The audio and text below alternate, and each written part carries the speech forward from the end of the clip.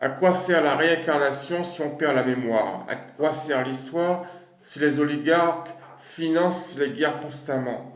À quoi sert la Bible, l'histoire des actions populaires qui se répètent, si on se répète de race en race? À quoi sert le Coran si certains y trouvent de quoi se conditionner ou conditionner à se faire exploser comme un brave convaincu de Dieu, Allah le Créateur, Dia le Très-Haut et Jésus-Christ son Fils ou son prophète?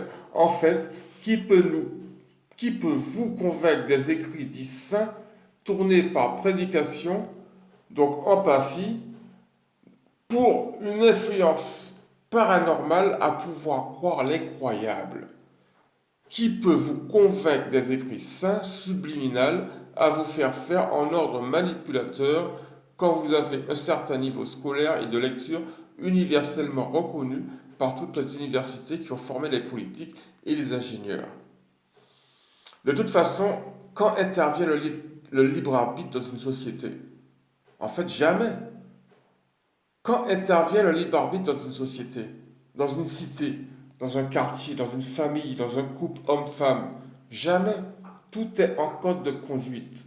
Mais de là à assassiner sa fille ou son fils pour qu'il ne change pas de caste, les hindous exagèrent leur esclavage religieux animaliste, je crois, car tout est religion quand on ne sort pas de sa grotte et qu'on fait confiance aux sorciers, aux gourous, aux prêtres, aux imams ou aux politiciens.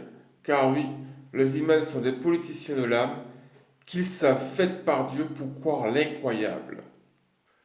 C'est tout à fait lénifiant, non? Ils le savent. Ça a été prouvé. L'âme est faite pour croire l'incroyable dès qu'on croit en Dieu. Ou qu'on arrive à vous faire croire en Dieu. Ce qui serait utile pour votre salut. En 2035, une application des lois sous la protection de l'environnement, dont la France a une amende pour non-respect, empêchera la construction des voitures à carburant fossile. Le croyez-vous vraiment? Plus de BMW, plus de Mercedes, plus d'Audi, plus de Ferrari, plus de Rolls. Et voilà qu'on engage le pays dans une récession, voire une dépression économique et une guerre avec la Russie, à informer la population télévisée, le président, sans proposer le référendum populaire ou même des députés.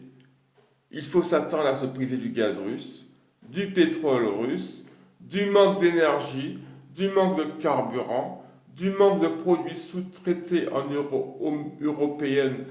Union européenne déstabilisée, et il ne faudra plus compter sur les aides aux petites entreprises de l'État.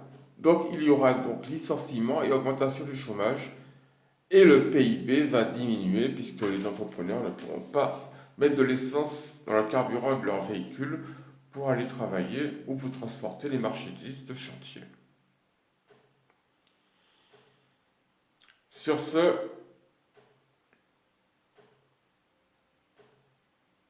croyez en Dieu.